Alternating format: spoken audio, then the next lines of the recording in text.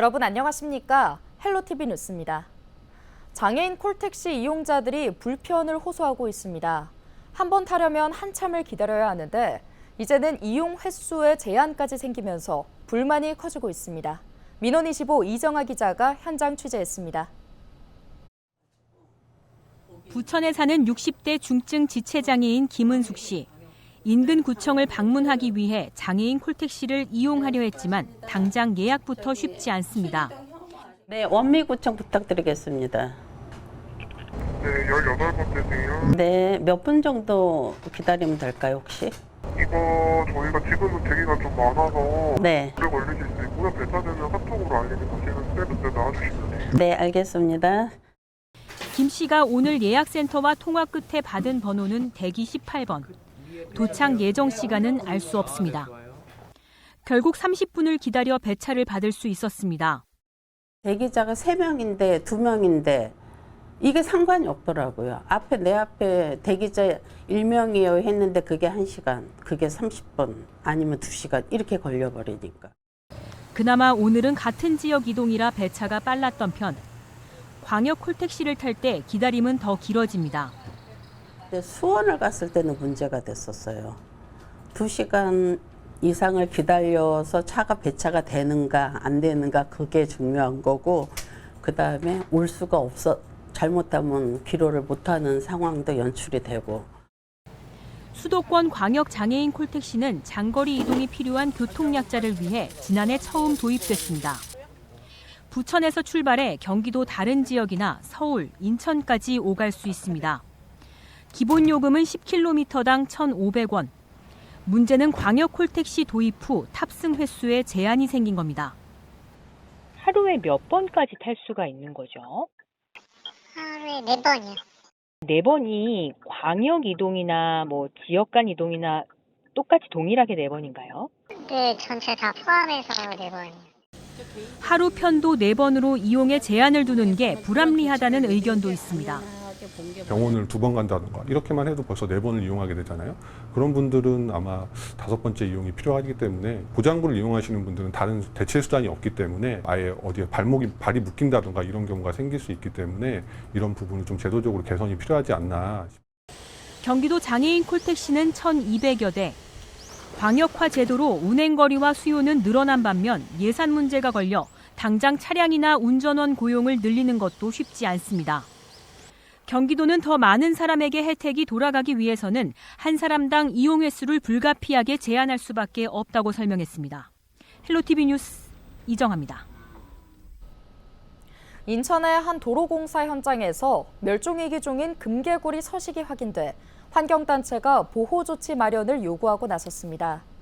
기후생명정책연구원은 지난해 검단 드림로 도로건설공사 현장인 계양구 선주지동과 노우지동, 평동 일대에서 금개구리 서식을 확인했다고 밝혔는데요. 이후 기후생명정책연구원은 사업 주체인 인천도시공사, 한국토지주택공사 관계자들과 현장을 확인했지만 현재까지 안내판 설치 외에 별도 보호 조치 없이 공사가 진행되면서 금개구리 서식지가 훼손되고 있다고 지적했습니다.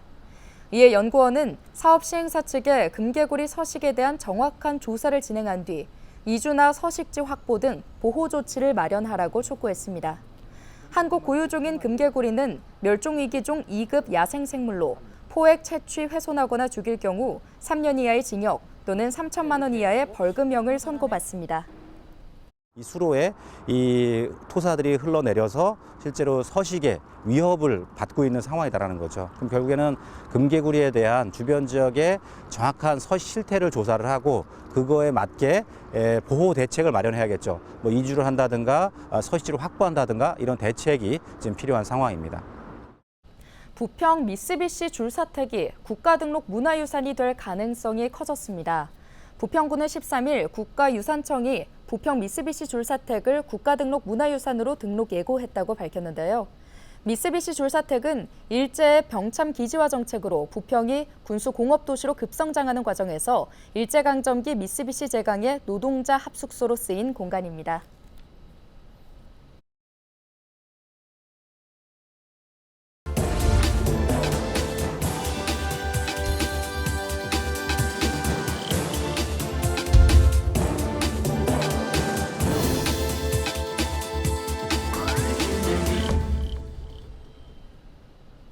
코로나 이후 전국의 골목 상권이 침체 일로를 걷고 있습니다. 서울의 유명 골목 상권도 사정은 비슷한데요. 국내 대표 문화거리인 홍대 상권 활성화를 위해 서울시 마포구가 추진한 레드로드 사업이 눈길을 끌고 있습니다. 거리마다 빨갛게 색칠을 하고 방문객들이 즐길 수 있는 콘텐츠를 채웠다고 하는데요.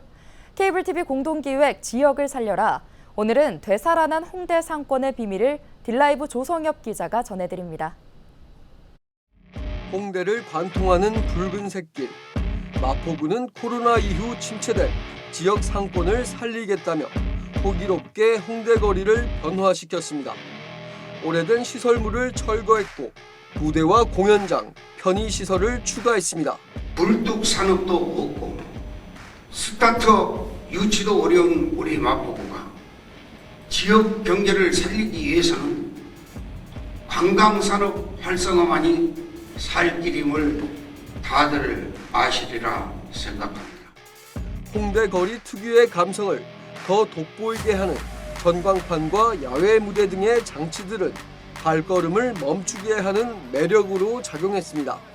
예전에는 많이 사람들이 여기에는 없고 저 위쪽에만 많았었는데 이런 거를 통해서 사람들이 밑에 있는 거리들도 알고 또 코로나가 끝나고 상권들이 더 살아날 수 있게 도움이 되는 것 같아서 좋은 것 같습니다. 볼거리가 많이 생기고 원래는 그냥 지나가는 길거리였는데도 그냥 중간중간 이렇게 있으니까 발걸음을 멈추게 하는 그런 것도 있고. 행인이 가방을 내려놓고 피아노 연주를 시작합니다. 여전히 홍대 앞은 거리 예술의 상징과도 같은 곳입니다.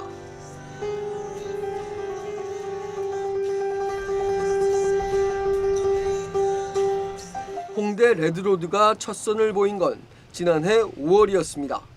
경의선 철길부터 홍대거리, 당인리 발전소까지 이어지는 2km 길이의 길을 변화시킨 것.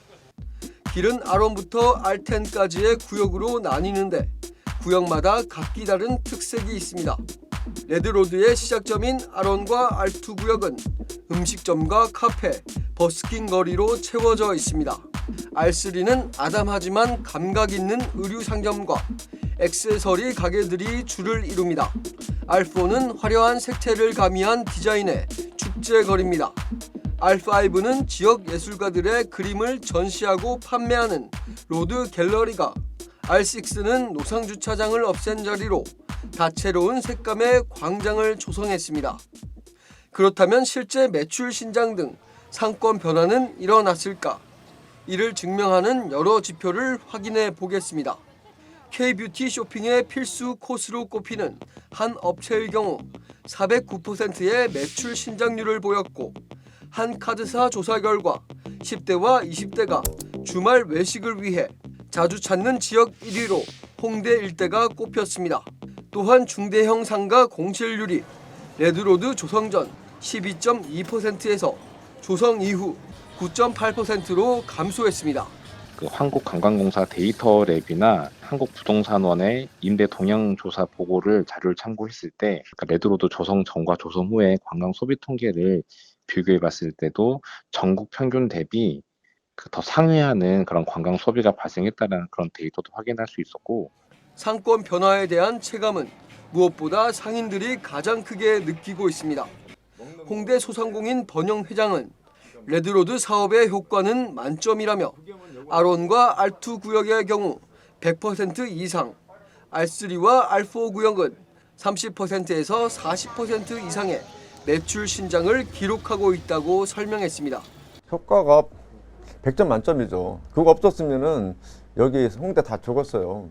1년 만에 그냥 싹 헐어버리고 너무 좋게 해놨잖아요. 그 다음에 이쪽 앞으로 올라오면서 그 레드로드 3 쪽에 웅벽 있던 거 다 털어가지고 사람들 쉼터로 만들고 현대판 기적이다. 거기는 사실 그 상인들은요, 권리금이 최소한 1억 이상씩 올랐어요.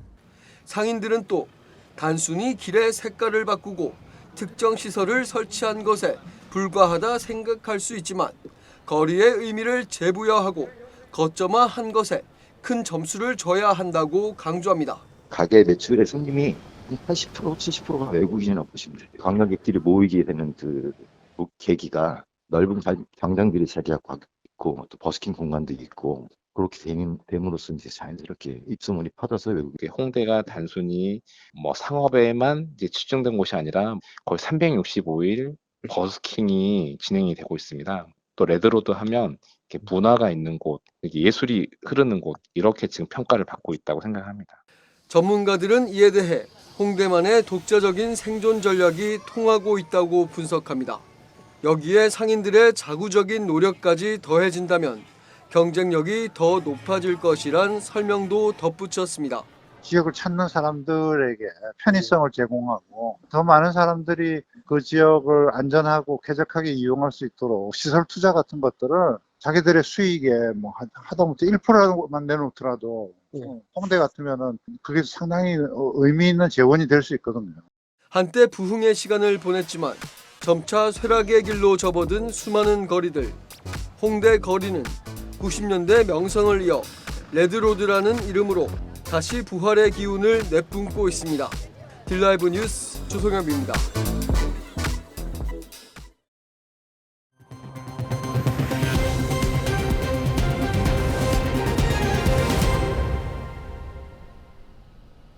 부평 캠프마켓 조병창 병원 건물 해체 허가를 취소해달라며 부평구를 상대로 행정소송을 제기했던 시민단체가 지난 11일 법원에 행정소송 취하서를 제출했습니다.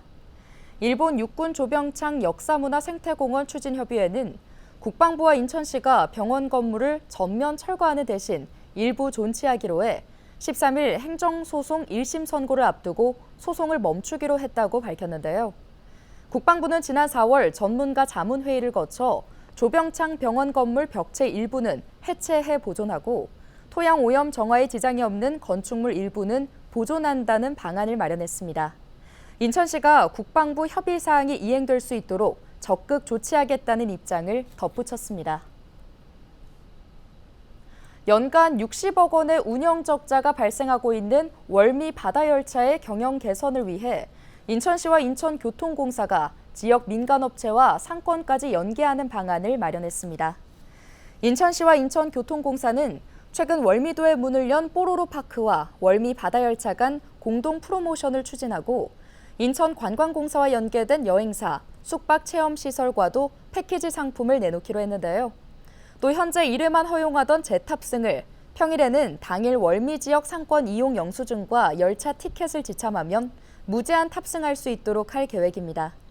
시와 교통공사는 평일과 주말 구분 없이 성인 기준 8,000원인 요금도 8월부터 평일 11,000원과 주말 14,000원으로 인상할 계획입니다. 인천시민요금은 8,000원을 그대로 유지합니다. 서울시가 국제교류복합지구 인근 4개 동인 송파구 잠실동과 강남구 삼성동, 청담동, 대치동 일대 총 14.4제곱킬로미터를 토지거래 허가구역으로 재지정했습니다. 이번 결정으로 지난 2020년 6월 23일 첫 지정된 이 지역의 토지거래 허가구역은 내년 6월 22일까지 1년간 더 연장됩니다. 앞서 도시계획위원회에서 이례적으로 재지정 보류가 나오면서 4년 만에 해제되는 것 아니냐는 기대감이 나왔지만 최근 강남권 집값 회복에 시는 결국 1년 재지정하기로 했습니다.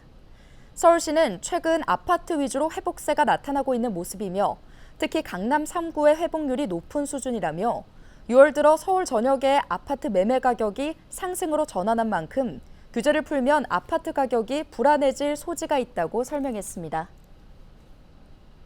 경기도 특별사법경찰단이 법령을 위반한 축산물 가공 판매업소 57곳을 적발했습니다. 도특사경은 지난 5월 7일부터 24일까지 도내 축산물 취급업소 480곳을 대상으로 원산지 표지법 위반 등 특별단속에 나섰는데요. 그 결과 원산지 거짓 표시 3건, 소비기한 경과 제품 보관 22건 등 위법 행위를 확인했습니다. 뉴스 마칩니다. 고맙습니다.